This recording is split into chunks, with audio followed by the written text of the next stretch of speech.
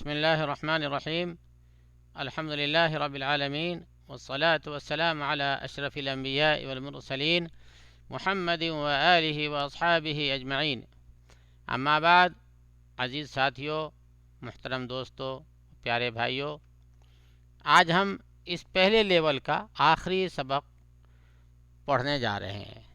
یہ اسلامی دعوت سینٹر بدیہ جالیات ریاض سعودی عربیہ کی طرف سے جو ہندی سمجھنے والوں کے لیے قرآن شریف کی تصحیح اور قرآن شریف کی کچھ صورتیں نصاب میں رکھی گئی تھی، اس کا پہلا لیول یہاں پہ آج ختم ہوتا ہے، اور وہ اتفاق سے وہ قرآن کی وہ سورہ ہے جو نزول کے لحاظ سے پہلی سورہ ہے، یعنی قرآن شریف کی جو پہلی صورت اتری تھی اسی کا وہی سورہ ہے، سورہ اقرأ بسم ربک الذی خلق، کہ اس کی 5 صورتیں وہ 5 آیتیں وہ آیتیں ہیں جو قرآن شریف کی سب سے پہلی آیت ہے جو سب سے پہلے اتری تھی۔ تو اس کی تفصیل مختصر پہلے ہی بتا دیں کہ نبی کریم صلی اللہ علیہ وسلم غار حرا میں جا کر کے اللہ کی عبادت کیا کرتے تھے۔ مکہ مکرمہ میں جو حرا پہاڑی پہ ایک کھو ہے، اس میں جا کے آپ صلی اللہ علیہ وسلم اللہ پہ دھیان دیتے تھے اور جو ہے اللہ کی عبادت کیا کرتے تھے۔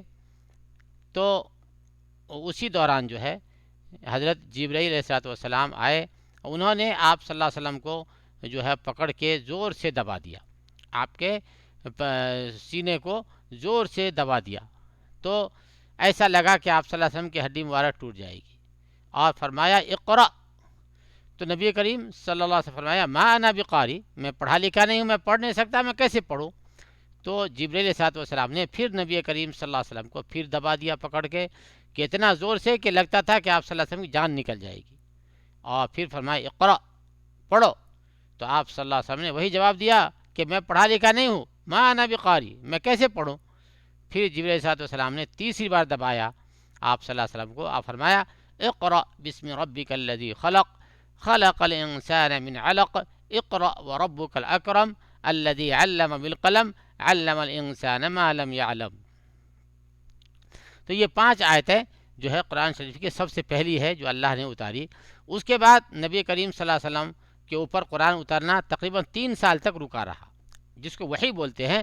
3 سال تک وحی رکی رہی، اور پھر 3 سال کے بعد سورہ مدثر نازل ہوئی، پھر قرآن کریم جو ہے دھیرے دھیرے آپ صلی اللہ علیہ وسلم پہ اترنے لگی، اور اس کا سلسلہ 23 سال تک رہا، اور 23 سال میں قرآن شریف مکمل ہوئی۔ اور یہ یاد رکھیں کہ قرآن شریف کی جو یہ ترتیب آج ہمارے سامنے ہے، یہ اترنے کی ترتیب نہیں ہے، اترنے کی ترتیب الگ ہے، لیکن یہ جو ترتیب ہمارے سامنے ہے یہ نبی کریم صلی اللہ علیہ وسلم کی بتائی ہوئی ہے، کہ نبی کریم صلی اللہ علیہ وسلم نے ایسے ایسے بتایا کہ اس سورہ کے بعد اس کو لکھو، اس کے بعد اس کو لکھو، اس کے بعد اس کے لکھو۔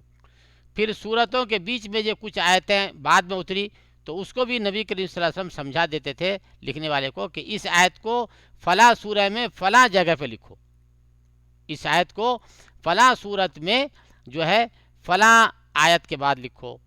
تو آپ صلی اللہ علیہ وسلم نے خود ہی قرآن شریف کی پوری آیتوں اور صورتوں کی ترتیب متعین فرما دی تھی، ٹھیک ہے؟ تو یہ مختصر ہے بات قرآن شریف کے بارے میں۔ تو یہ قرآن شریف کی جو ہے پہلی صورت ہے۔ آج ہم اپنے اس دور کے آخری لیسن میں، آخری سبق میں اس قرآن کی پہلی صورت کی تلاوت کریں گے انشاءاللہ۔ تو اسی کو آج ہم لیتے ہیں انشاءاللہ۔ یہ سورہ کا نام ہے سورہ العلق۔ کیا نام ہے؟ سورہ العلق۔ اعوذ باللہ من الشیطان الرجیم، بسم اللہ الرحمن الرحیم، اقرأ باسم ربک الذی خلق خلق الانسان من علق اقرأ وربك الأكرم الذي علم بالقلم علم الإنسان ما لم يعلم كلا إن الإنسان ليطغى أن رآه استغنى إن إلى ربك الرجعى أرأيت الذي ينهى عبدا إذا صلى أرأيت إن كان على الهدى أو أمر بالتقوى أرأيت إن كذب وتولى ألم يعلم بأن الله يراه ألم يعلم بأن الله يراه كلا لئن لم ينته لنسفعا بالناصية ناصية كاذبة خاطئة فليدع ناديه سندع الزبانية كلا لا تطعه واسجد واقترب.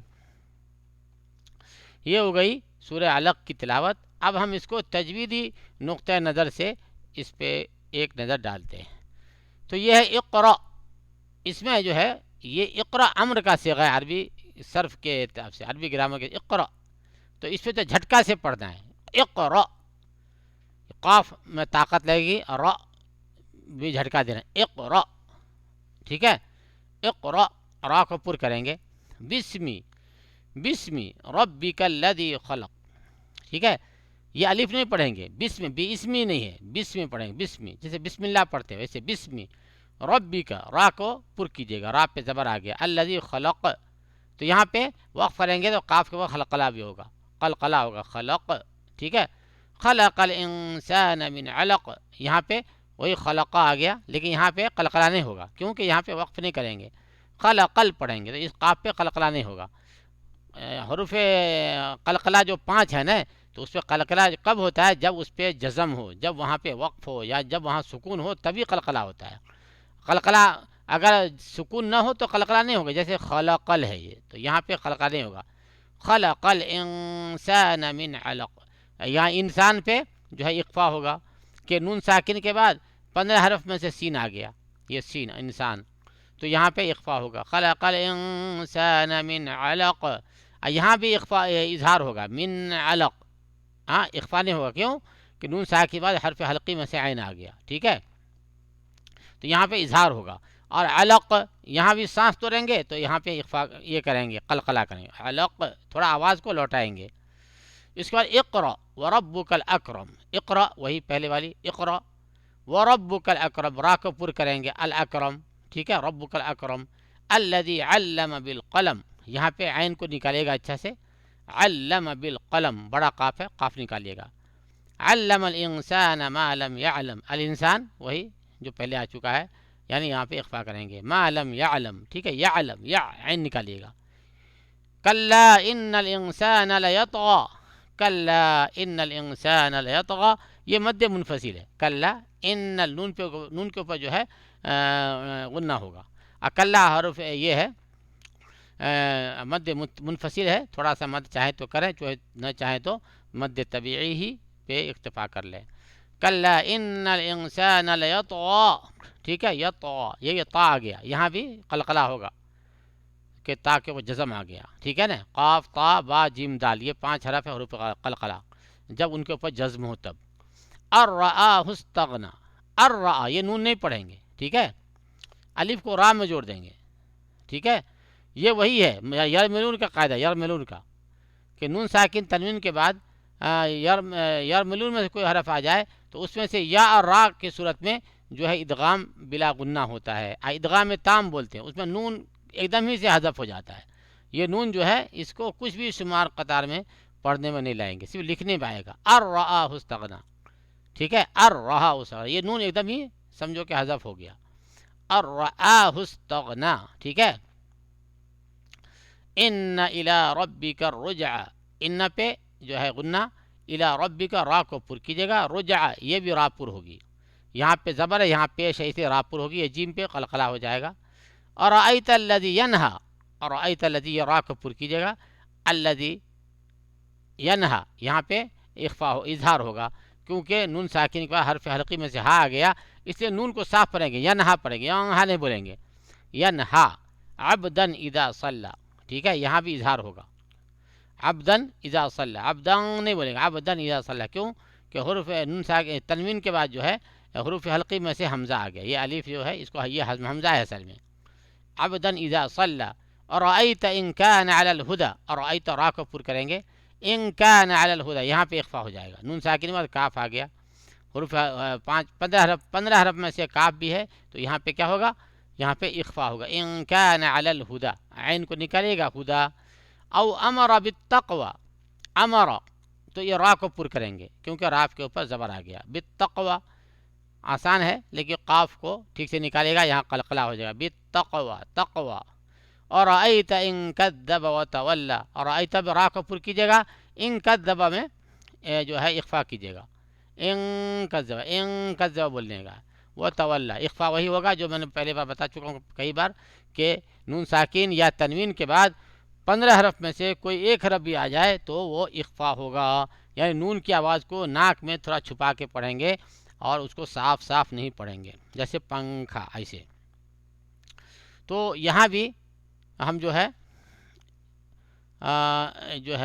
اخفا کریں گے کلا کہاں پہ ہم پڑھ رہے تھے کلا لئن لم ينته نہیں یہ ارأيت ان كان یہ ارأيت ان كان على الهدى یہاں پہ اخفا ہوگا او امر بالتقوى یہ را کو پر کریں گے کیونکہ اس کے راف کے اوپر زبر ہے بالتقوى ارأيت ان كذب وتولى یہاں بھی وہی ہوگا اخفا بلکہ یہی میں بتا رہا تھا میں نے دوبارہ ریپیٹ کر دیا اس آیت کو کوئی بات نہیں ہے بات وہی ہے ارأيت ان كذب یہاں بھی وہی ہوگا اخفا ہوگا جو اب میں بتا رہا تھا ان كذب وتولى الم يعلم بان الله يرى ٹھیک ہے یعلم عین نکالیے گا بأن پہ جو ہے غنہ کیجیے گا بأن اللہ یرا یہاں پہ اللہ کو پر کیجیے گا اللہ کے لام کو موٹا اور پورا منہ بھر کے تفخیم کے ساتھ ادا کیجیے گا بأن اللہ یرا اور یہ را کو پر کیجیے گا کلا لئن لم ينتہ لنسفعا بالناصیہ کلا لئن لم ينتہ ٹھیک ہے تو یہ جو ہے یہ یرملون والا قاعدہ ہے نون ساکین تنوین کے بعد لام آ گیا تو جو ہے ادغام بلا غنہ ہوتا ہے ادغام تام بھی بولتے ہیں اس کو یا حمزہ کو لام میں جوڑ دیں گے یہ نون سمجھو کہ پڑھنے میں بالکل نہیں آئے گا کلا لئن لم ينتہی لئن لم ينتہی لئن لم ينتہی یہاں پہ اخفا ہوگا ينتہی نون ساکن کے بعد جو ہے تا حرف اخفا میں سے ایک ہے تو ينتہی لنسفعا بالناصیہ ٹھیک ہے لنسفعا بالناصیہ تو یہاں عین نکالیے گا یہاں پہ اقلاب ہو جائے گا نون ساکن یا تنوین کے بعد با اگر آ جائے تو وہاں پہ نون ساکن کو جو ہے میم میں بدل دیتے ہیں نون کی آواز کو میم میں بدل دیتے ہیں تو لنسفعا ہے اصل میں لنسفعا بالناصیہ لیکن پڑھیں گے لنسفعا بالناصیہ تو اقلاب ہوگا تو وہاں پہ بھی جو ہے غنہ ہوگا اقلاب مال غنہ یعنی میم کے اوپر غنہ کریں لنسفعا بالناصیہ نون کے اوپر جو ہے غنہ کریں گے کیونکہ نون کے اوپر تشدید آ گیا ناصیۃ کاذبہ ناصیۃ کاذبہ کناصیۃ کاذبۃ خاطئہ تو یہاں ناصیۃ پہ اخفا ہوگا کیونکہ تنوین کے بعد کاف حرف اخفا میں سے ایک ہے 15 حرف میں سے ایک کاف بھی ہے تو یہاں پہ جو ہے اخفا ہوگا ناصیۃ کاذبۃ خاطئہ یہاں پہ جو ہے اظہار ہوگا یہاں پہ اخفا نہیں ہوگا کیونکہ حرف حلقی آ گیا تنوین کے بعد حرف حلقی جب آ جاتی ہے تو وہاں پہ اظہار ہوتا ہے کاذبۃ خاطئہ فلیدع نادیہ ٹھیک ہے فلیدع نادیہ سندع الزبانیہ یہ سب آسان ہے کلا لا تطیعہ واسجد واقترب کلا لا تطیعہ کلا لا تطیعہ طیع طیع تطیع دیکھیے یہاں پہ تا ہے طا ہے دونوں کا مخرج الگ الگ ہے اس کو لوگ جو ہے نہیں فرق کر پاتے ہیں تتی ہی پڑھتے ہیں نہیں تطیعہ کلا لا تطیعہ کلا لا تطیعہ پڑھیں گے تو یہاں پہ تا کو بھی نکالنا ہے اور تا کو بھی نکالنا ہے کلا لا تطیعہ واسجد واقترب ٹھیک ہے واسجد میں دال پہ قلقلہ ہوگا واقترب قاف پہ قلقلہ ہوگا اور یہاں بھی قلقلہ ہوگا تینوں جگہ قلقلہ ہوگا واسجد واقترب ٹھیک ہے تو یہ سورہ علق کو آج ہم نے پورا کیا اور اللہ سے دعا ہے اللہ ہمیں اپنے کلام کو پوری زندگی اچھے سے پڑھنے کی توفیق نصیب فرمائے اور ہم جو ہے اس سورہ میں جو ایک آخری آیت میں بہت خاص بات بتائی گئی ہے اللہ فرماتے ہیں کلا لا تطیعہ، آپ جو ہے کافروں کی بات کو نہ مانیں، اس کو نہ سنیں، وسجود، اور سجدہ کریں اور قریب ہو جائیں، یعنی سجدہ میں آپ سمجھو کہ آپ اپنے رب سے ایک دم قریب ہو گئے۔ تو یہ ہمیں جو ہے سمجھنا چاہیے کہ نبی کریم صلی اللہ علیہ وسلم فرماتے ہیں کہ سجدہ سے زیادہ بندہ اپنے رب سے کہیں قریب نہیں ہوتا ہے، کہ سجدے میں آپ گئے تو سمجھو کہ آپ نے اللہ کے سے ایک دم پاس ہو گئے، جیسا کہ آتا ہے حدیث میں کہ الساجد یسجد علی قدمی، اس طرح کی کوئی حدیث ہے کہ سجدہ کرنے والا اپنے رب کے قدموں پہ سجدہ کرتا ہے۔ اور وہ قدم کیا ہے وہ تو اللہ ہی کو معلوم ہے، اس کی تفصیل میں ہم کو نہیں جانا ہے، لیکن یہ ہے کہ اللہ تعالیٰ کے قدم ہے، وہ اسی کے سایہ نشان ہے، اس کی تفصیلات میں نے ہمیں معلوم ہے نہ ہم کو پڑھنا ہے۔ تو سجدہ میں ہم کو ایسا لگے کہ ہم اللہ سے ایک دم قریب ہو گئے، اللہ کے ایک دم نیئر ہو گئے۔ یہ بہت بڑی بات ہے دوستو، تو اس کا آپ دھیان رکھیں، جب سجدہ میں جائیں تو آپ پوری دنیا داری کو چھوڑ دیں، دنیا کو ذہن سے نکال دیں۔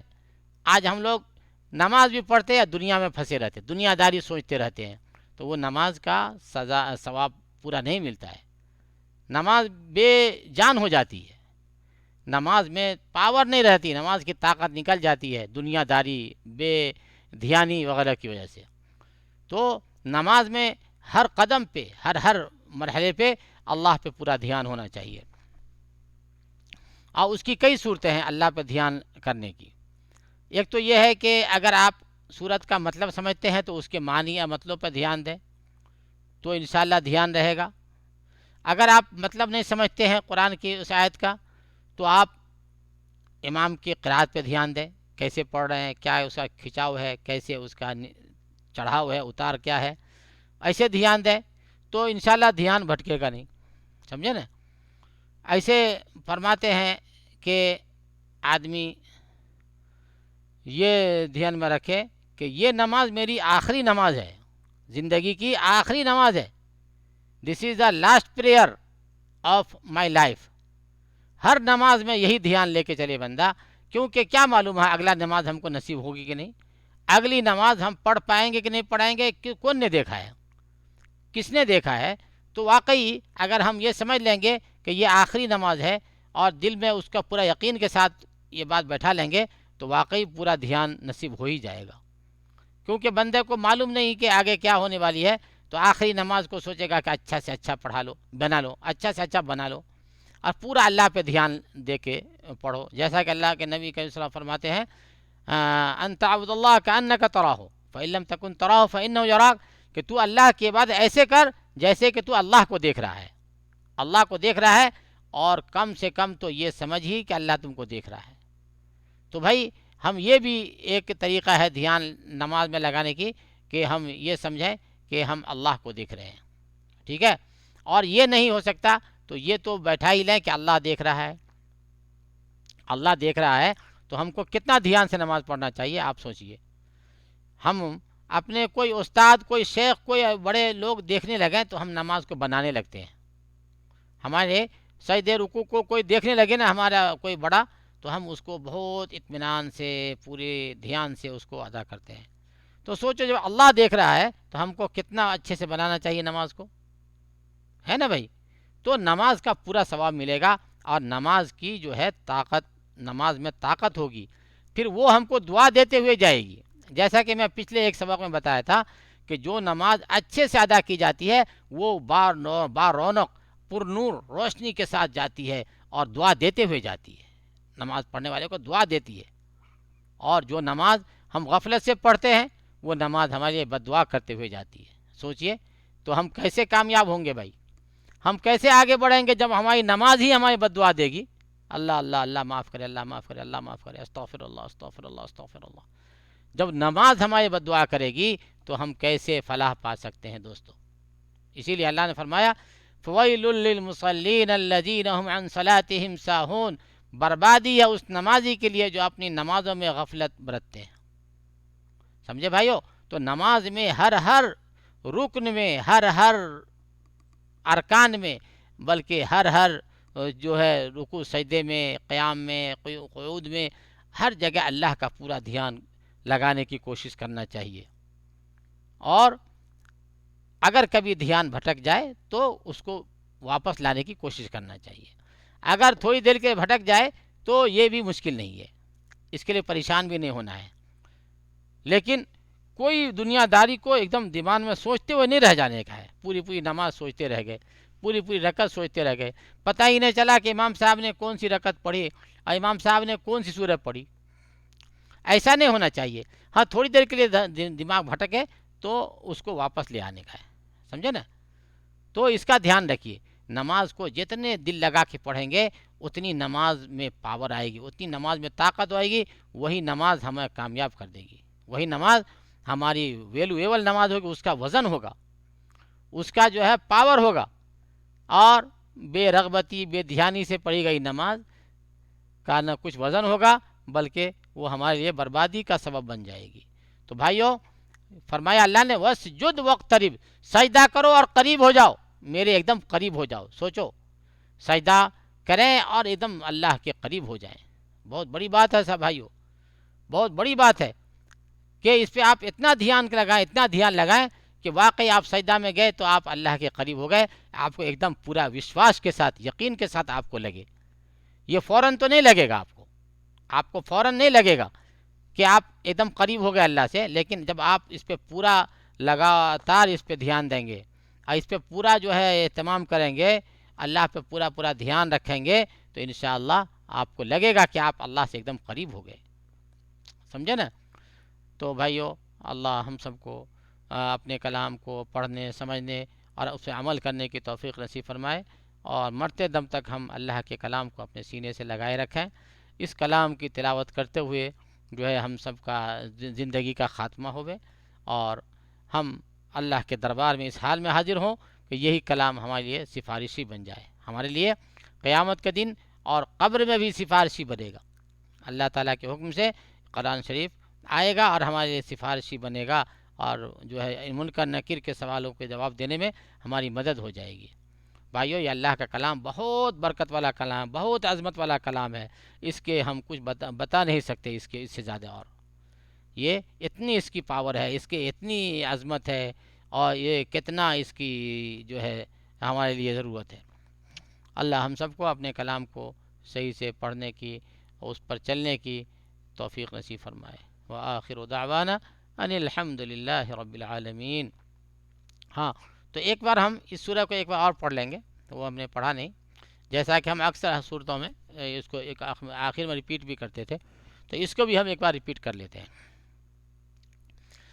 بسم اللہ الرحمن الرحیم۔ اقرأ باسم ربك الذي خلق، خلق الإنسان من علق، اقرأ وربك الأكرم الذي علم بالقلم، علم الإنسان ما لم يعلم، كلا إن الإنسان ليطغى أن رآه استغنى، إن إلى ربك الرجعى، أرأيت الذي ينهى عبدا إذا صلى، أرأيت إن كان على الهدى أو أمر بالتقوى، أرأيت إن كذب وتولى، ألم يعلم بأن الله يرى، ألم يعلم بأن الله يرى، ألم يعلم بأن الله يرى، كلا لئن لم ينته لنسفعا بالناصية، ناصية كاذبة خاطئة، فليدع ناديه، سندع الزبانية، كلا لا تطعه واسجد واقترب۔ اور ایک بات بتانا رہ گیا کہ یہ آیت سجدہ بھی ہے، تو آپ لوگ سجدہ کر لیجئے گا۔ واسجد واقترب، یہ آیت سجدہ ہے، قرآن شریف کی پہلی آیت سجدہ ہے، تو اس کو سننے والے پہ بھی سجدہ ہے اور پڑھنے والے پہ بھی سجدہ ہے۔ تو آپ لوگ اگر پڑھیں گے تو اپنی جتنی پڑھائی کو دیکھ لیجئے گا، اور سنیں گے تو سننے کا بھی سجدہ جو ہوتا ہے سجدہ کرنا ہے۔ اللہ ہم سب کو عمل کی توفیق نصیب فرمائے۔ وآخر دعوانا ان الحمد للہ رب العالمین۔